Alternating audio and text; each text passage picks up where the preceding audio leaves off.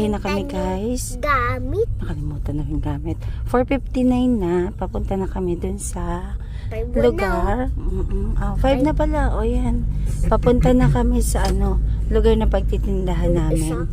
Yan, pag 5 p.m. medyo, 5 a.m. may dilim pa talaga. Yan, tinda tayo ulit ngayon ng pinya. Pero Yan, maluwag yung to the moon. Nakita niyo kasi yung moon na full moon, kaso hindi ko naman yun makita dito sa site namin. Ayan, maluwag yung kalsada. 5:03. Dito na kami guys. Ayan, may mga ibang nagwo-walk na magsi-set up pa lang kami. Ayan. Medyo madilim pa. Madilim pa talaga. Mag-ano na kami. Mag-unload na kami. Dito namin ilalagay na yung maliliit. Yan. Hindi lang masyado makita. Pero mag-start na kami mag-unload. Nakapag-set up na kami ng ng pang 3,150 pesos doon. 3,100 tapos 3,200 doon. Yan. Nagbabike sila si Ilis. Ayan. Bike si Ilis. Galing. Marami dito nagja-jogging.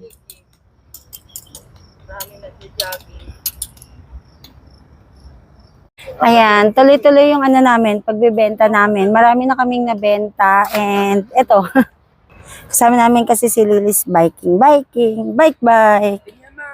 Ayan, eto, in-arrange ko na yan na tatlo 100. Ayan. Tapos ito, yung halos gasuntok na lang, pinapa-free ko na lang kapag 2 tumpok ang kinukuha.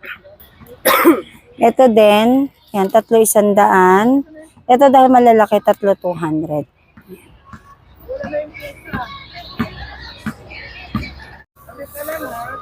Sa gilid lang.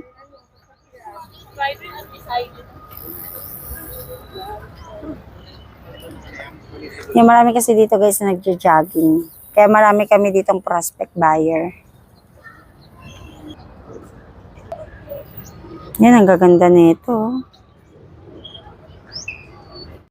Hello guys, ayan. Sold out lahat ng paninda namin. Bale, ang dala namin is more or less 400 pieces na pinya. Na-sold out namin. Kasi kami, extra, effort kami, nagbabalat kami. So, ito yung mga pinagbalatan namin. So, ayan, nag-ready kami talaga ng mga plastic para doon sa pinagbabalatan namin, diretso lalagay dyan. Tapos tatapon na lang namin kapag merong naubos. Nag-enjoy si Ilis kasi nag-bike siya. And ito, wala na. Yung mga yan, crown na lang yan, itatapon namin. So, kanina, yan, wala na. Nag-aayos na kami. Kasi palis na. Ayan. Ayan, ilaakit na yung Ay, meron kasi sa amin nagpa-reserve si Sir Bong. Tapos eto, 2 pa dito. Hihintay na lang namin silang dumating. Ayan, Liz. Tabi ka lang, Liz. Siya, bike. Marami kasi din nagbabike, Ayan si Liz. Kainin mo na. Wow, enjoy lalab ko. Sige pa, nagpapakpa kami. Bike ka pa. Susundan kita. O sige, susundan kita. Gusto niya pa susundan siya. O tabi lang baby, sa gilid ka lang. Galing nga. Gusto niya susundan siya. Nag-i-enjoy yung bata. Kinuha pa namin sa Tagaytay yung bike niya para lang makapag-bike siya dito. Dito na lang ako Sige, bante ka pa doon.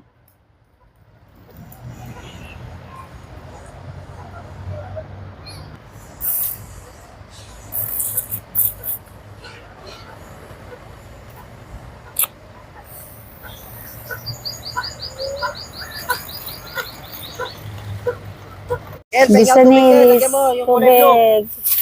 Halilan mo. Nauho ka na? Oo. Ako nga din 1, 2, 3. Tingnan na natin yung baso. Trap. Po. na lang ako. Hindi pwede ang bata dyan.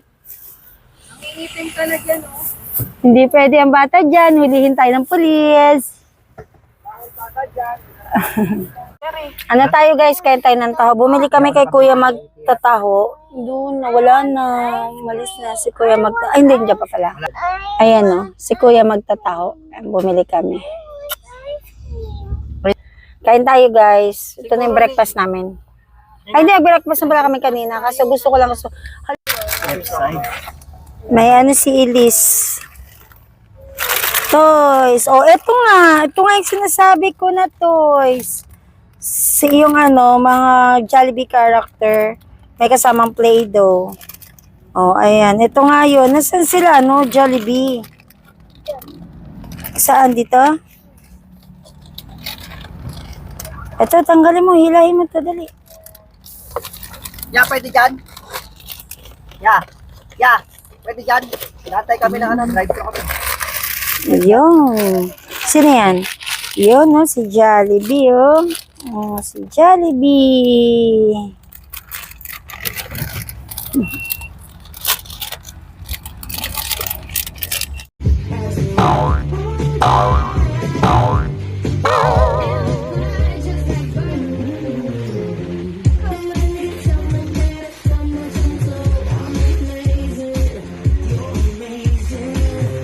Yan, luto na tayo guys. Ayun nga, plano ko magluto ng kare-kare. Kasi meron pa kaming natira na alam nyo to, yung binili namin sa Ilocos. So, di ba, nakalagay lang to sa ref. Kahit nga hindi namin lagay sa freezer, kahit dun sa chiller lang, okay na okay pa din siya. Ano ba tawag dito? Ito, binili namin sa Ilocos. So, nakalimutan ko na. Ayan. Mamaya pag naalala ko, bagitin ko na lang. Mag-ano muna ako. Yan, magluto tayo ng kare-kare. Siyempre, yan, namasitas. How much yung benta mo? May percent pa. 10,000%. 100 pesos. 10,000% lollipop. Pakita mo nga sa camera. Ganun mo. Yan. Yan. Kulit. Mabili na po kayo. Alam nyo ba, every time na sinasama namin yan si Elise magtinda ng pinya. Ayan. Pag minsan naglalaro siya.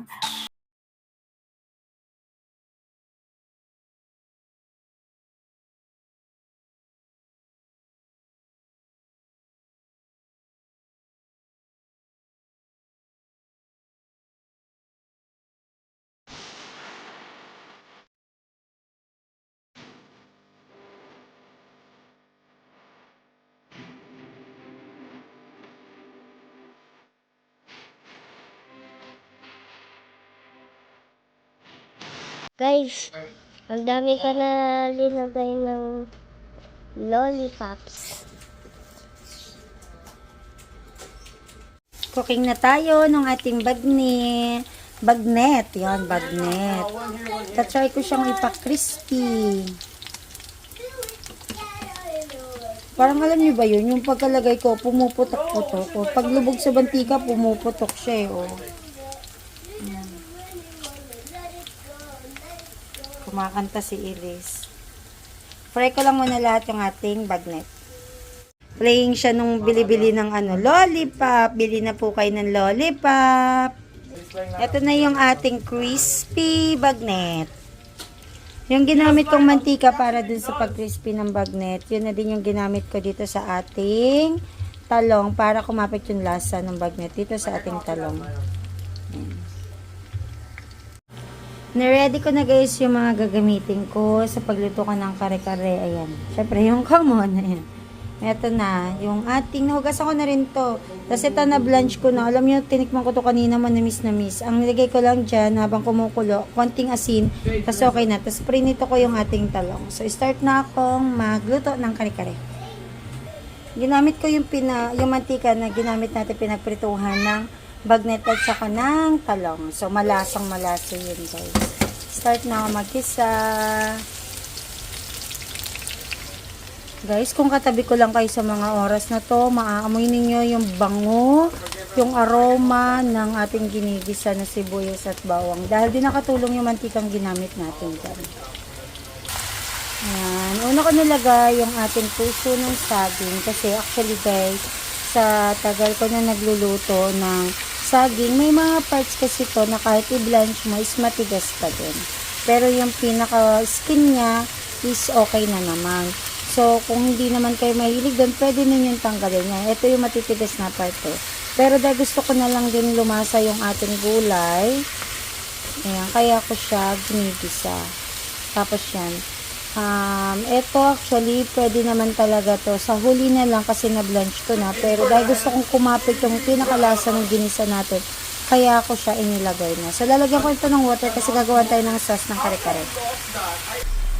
Medyo madaming water yung nilagay ko para sure na sure ako na mamaya hindi siya matutuyuan. Hintayin ko lang kung kumulo kasi may ilalagay ako ditong atsuete. So, natural color ang gagawin natin dito. Alam nyo ba guys, binili ko pa to sa sa Ilocos. So, nag-Ilocos kami. Kaya pag bumalik kami ng Ilocos, bibili ako ulit nito. Hindi ko alam kung meron yan dito sa Manila. Pero kung sakali meron, pwede naman na dito akong bumili. Kasi ayan gamit na gamit ko siya pag nagluluto ako ng kare-kare o kaya ng apretada. Basta't may color something na red. Ayan. Red or orange. Malaking tulong sa akin tong maliit ko na to na strainer. Nakalimutan ko na kung saan ko to binili. Pero every time na magluluto ako ng may mga nalalagyan ko nitong atsuete. Dito ko lang nilalagay yung atsuete. Tapos yan, ipapwesto ko lang dyan. So kapag kumulo yan, ayun, kakalat na actually yung Actually, mabasa nga lang siya. Malagyan lang siya ng mainit na tubig. Kaya nagko-color na siya. Tapos mamaya, kakalat yan. Ayan, katulad yan. Yan, lumalabas na yung color nung atsuete natin.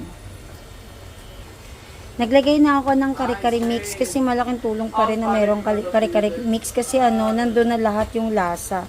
Kumbaga, konting adjustment na lang yung gagawin natin. Normally guys, ganyan na magiging color talaga niyan. Pero alam nyo ba katagalan, kapag wala akong nilalagay na atsuete, nagiging parang dark na dark siya. So, malaking tulong sa akin yung atsuete kasi nakukuha ko yung pinaka-perfect color ng kare-kare na gusto ko. Ayan. Ayun, lumalabas na yung color. So, ko lang siya. Alam nyo, ginaganito ko lang yan. Nagamit ko pang mix. Pero alalay lang kasi yung ating pan ay non-stick yan. So, kailangan hindi siya sasayad hanggang ilalim. Kasi pag sumayad siya, ayun, expect na ninyo guys na magagasgas yun. Tingnan nyo naman, napakaganda ng color. Perfect na perfect. Kaya malaking bagay sa akin tong may atsuete. So, lagay lang natin dyan sa gilid kasi titimplahan ko na siya. Ayun, hindi na ako dito naglagay ng cubes kasi naman na ako ng powder. Okay na yung powder. So, lalagyan ko na lang siya ng asin at paminta. Para, yun, okay na siya.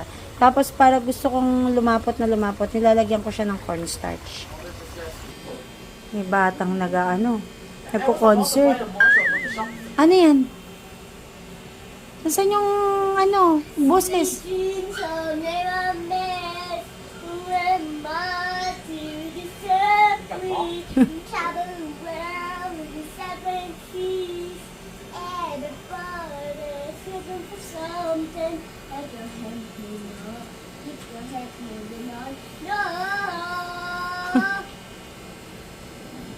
Concert.